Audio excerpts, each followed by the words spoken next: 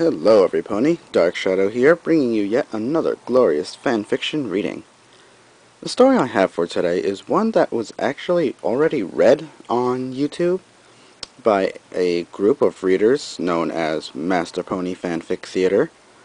The story that they had read was actually a very good one, in my opinion. However, their reading of it was more comedic, and they derail quite often. And it wasn't much of a serious read, so the story that they had read, that I will be reading, I feel deserves a much more serious read, hence the reason why I'm going to read it. The story for today is called Obsession by LemonGroves.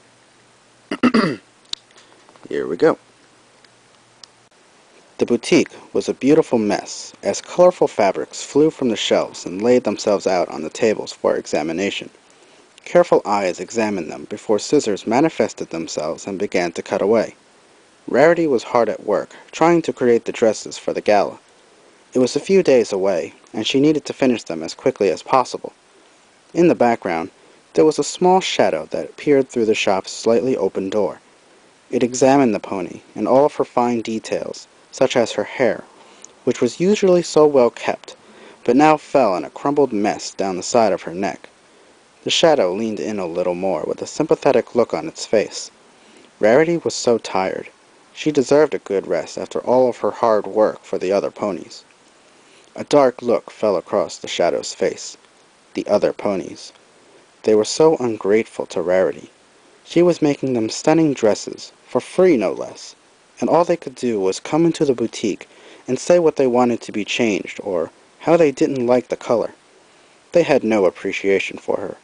They were just using her to get what they wanted, and then they would drop her like a stone.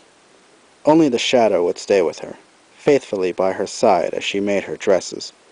They would be together forever, just the two of them in blissful harmony. The door opened fully, and the shadow stepped in. Rarity turned her head to look, the object she had floating falling to the ground. "Oh, it's only you, Spike! You startled me!" Rarity turned back to her dresses. "Isn't it a bit late for you to be going out?" It was true that it was very late, but Spike didn't care. Nothing would keep him from his love. "Yeah, Twilight was hesitant to let me out, but I told her that you really needed some help on the dresses, so she let me come over," he said, taking a few steps forwards. That was a lie. Twilight would never let him go out this late. He had snuck out once he was sure that she was soundly sleeping. He didn't want to risk being caught by her. He knew that she would be furious that he was trying to sneak out. He couldn't have that when he was trying to reach his pony. His beautiful, kind, and generous pony. "Oh, well, that's rather sweet of her. Give her my regards when you get back, would you, darling?" she said, her attention now off of the dragon that was slowly creeping forwards. Spike felt his heart skip a beat when the unicorn called him darling. He felt like flying as he reached her side. He looked at her rumpled hair and frowned, reaching out and touching it. The deep purple mane had lost its usual shine and softness because of all the work she had been doing. He quickly reached out another hand and began to run his small claws through it, tugging and pulling at the tangles. The pony had felt the hand touch her hair, and she laughed a little bit. "Yes, my hair is a bit of a mess right now, but as soon as these dresses are finished, I'm going to fix that first." Her neck was then tugged down as she felt two hands grasp her mane and begin to sift through and yank the knots that littered her hair. "Ow! Spike, what on earth are you doing?" She quickly pulled her head away from the small dragon. "I know you want to help me, but please, I don't want you damaging my hair." An angry look fell over her face as she stared at the dragon. She saw the look in his eyes and felt her anger giving way to worry. Spike's expression was hard to define. At a quick glance, he seemed to be calm, but now that she was actually looking at him, a sickening feeling was growing in her stomach. There was a strange look in his eyes, and it wasn't normal. His mouth was turned ever so slightly into a frown, and his eye was just barely twitching. Rarity then saw a small flash of what she could only call insanity cross his gaze. Her heartbeat began to quicken. "Spike, Did Twilight really let you come out? She asked, taking a small step backwards. She would never understand. I needed to come see you. She doesn't appreciate you like I do. None of the other ponies do. They don't realize just how generous you are, and they don't admire your beauty like I do. He stepped towards the now terrified pony and held out his arms. He had played out this scene in his mind so many times. Rarity would realize that he was right and fall into his arms. Oh, Spike, you're right. I have been a fool believing that the others cared for me. They only used me for my dresses. Only you understand. Let's run away together, Rarity would say, and then Spike would hold her until dawn, when they would run off into the sunrise, blessed by Princess Celestia, raising the sun for them and giving them a new day and a new life together. All the pony ended up doing was taking another step backwards. Spike, what did you do to her? She was frantic now. Her eyes darted around the room, hoping that a late-night customer would arrive in the doorway and stop the dragon from advancing. Unfortunately, all that entered the building was a breeze that made the room shift around the pony. She let her gaze fall back onto the dragon, and flinched backwards when he saw his hand out to touch her hair again. Let me fix your hair, Spike said in a chilling voice. He grabbed a handful of the pony's mane and began to pull it towards him. He loved how soft it felt in his hands, even when it was in this tangled state. He wanted to hold Rarity forever and touch her hair whenever he felt like it. He had always loved the color purple. He stopped tugging and then proceeded to drag his hands down her hair, like a small child petting an animal. Spike, stop it! Let me go! Rarity cried as she felt the dragon's claws rake against her skin. She was taken aback by his strength for a moment before she realized that he wasn't going to stop. Feeling small trickles of blood beginning to run down her neck and face, she swung her head wildly in an attempt to get him off her. Spike's grip was finally lost after a few moments of yanking, and Rarity stumbled backwards. She was confused, but managed to rush forwards and shove him aside, heading towards the stairs to her room. Her heart was pounding in her chest, and she stumbled up the steps in a daze. What had gotten into Spike? He had always seemed relatively normal before. She had noticed that he had been coming to the shop more often to help out recently, but she assumed that it had been because she was swamped with orders. She thought back to what he had said about how he needed to come see her and shuddered. She had practically known that he had a crush on her. Practically everyone in Equestria did. But she had never expected it to have gone as far as being an obsession. Just then, the blood running down her face went into her eye, and she cried out in pain, crushing against the steps as she lost her balance. She heard her head make a sickening thud against the hardwood steps before she had felt a small tug against her tail. Her vision was blotchy, and her head was pounding, but she managed to look down and see a small purple shape. She identified it as Spike and kicked her hind legs in retaliation. She felt her hoof connect with Spike's small frame and push him down a few steps. Unfortunately, his grip did not falter, and he dragged her down with him. Rarity, I love you. Why are you running away from me? She heard a dark voice say. She felt Spike beginning to climb over her body and stopped just before her head.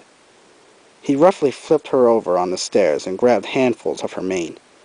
Let me fix your hair, he said through gritted teeth, yanking the red-dyed hair upwards. Rarity shrieked as she felt the wounds on her scalp grow with the new-found abuse. Don't yell! They'll find us! They'll separate us! Spike screamed at the pony as he slammed her head onto the stairs, stopping the cries of pain. He was pulling at her hair again as she lay near unconscious on the steps. A psychotic grin was on his face as he began to rip it from her head. We'll be together forever, Rarity. Together forever. And no one will tear us apart. Rarity was struggling underneath Spike as he tore the hair from her head in massive chunks. The pain was unbearable, and she could feel the blood pouring onto the steps and beginning to run down her back, staining her white coat in a deep red. Her eyes opened wide, as he then grabbed one of her ears in the process of tearing apart her mane and began to yank it off.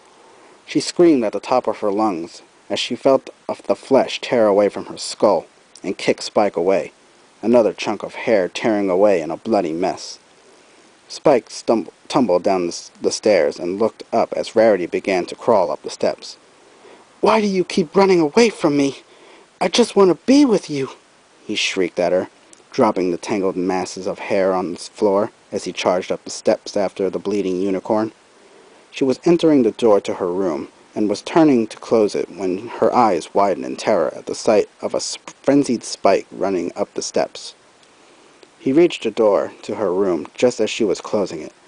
He shoved it open, causing the pony to fall backwards into the room. He shoved her against the floor, his bloody claws pinning her there as he looked into her eyes with a twisted obsession. "I just want to be with you, Rarity. Stop running," he said, caressing her face, leaving bloody streaks where his claws had been. "Get away from me! Get away from me!" Rarity cried as she shoved him off of her.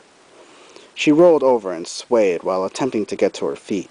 She needed something, anything to keep Spike off of her. Falling forwards, she spotted a pair of scissors on her desk. She needed to get them. Oh, but everything was so heavy now. She just wanted to lie down and sleep.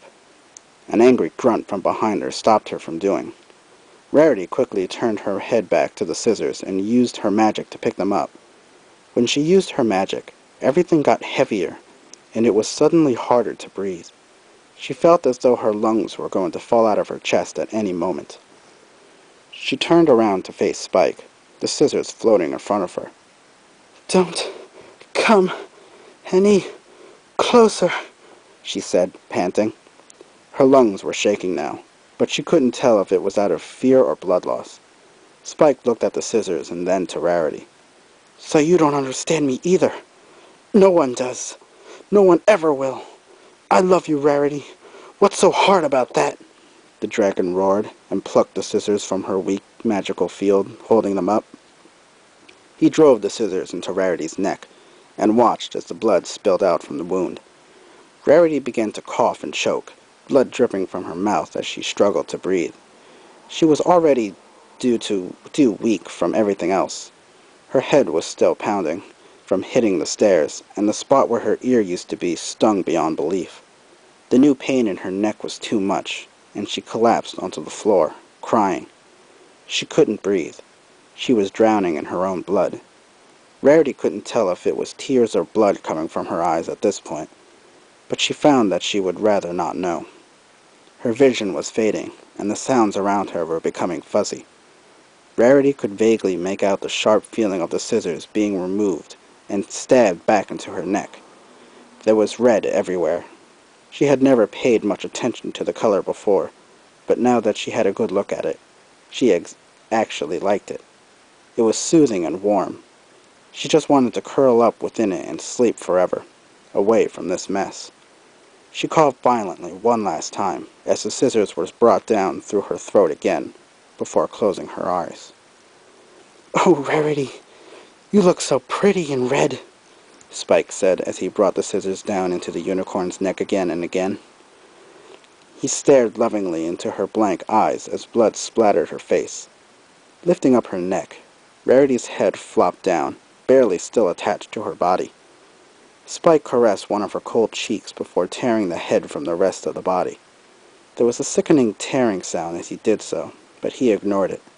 He was too entranced by his loved one's beauty. The mascara that had run from her tears and the streaks of blood that ran down her face entranced him. He stroked the bloody clumps of hair that remained on her head and pulled the dismembered limb close to his chest. "You look so lovely," he whispered into what used to be her ear. He brought her face close to his and kissed it lightly above the eye, blood staining his mouth in the process. "We can stay together now. No one will tear us apart," he spoke quietly as he cradled her head and rocked back and forth on the floor. Blood was all around him. It covered him. He didn't mind it, though. He felt the blood on his frame and felt content. He had a connection to Rarity that no one else had, and when he closed his eyes, he could feel it seeping through his flesh and into his bones, imprinting her within him for an eternity. In the end, I knew you would understand. You were always rational. He looked over to the window and smiled, quickly turning his gaze back to her eyes. They seemed to stare past him, looking out the window on their own. The sun is rising, Rarity. Now we can start our life together. He hugged the head tightly and felt the blood oozing out of the wounds and onto his face. As the sun rose, he continued to sit there, cradling the dismembered head in the midst of the carnage, rocking back and forth. The end. Well, like I said, I really enjoyed that story, and I'm not gonna lie, it scares the crap out of me, only because I can totally see Spike doing that, as sick as that may sound. You can take that for what you will, I guess. Anyway, I hope you have enjoyed this reading as much as I have, and I hope to be doing another one soon. So, until next time, Dark Shadow Fear, signing off.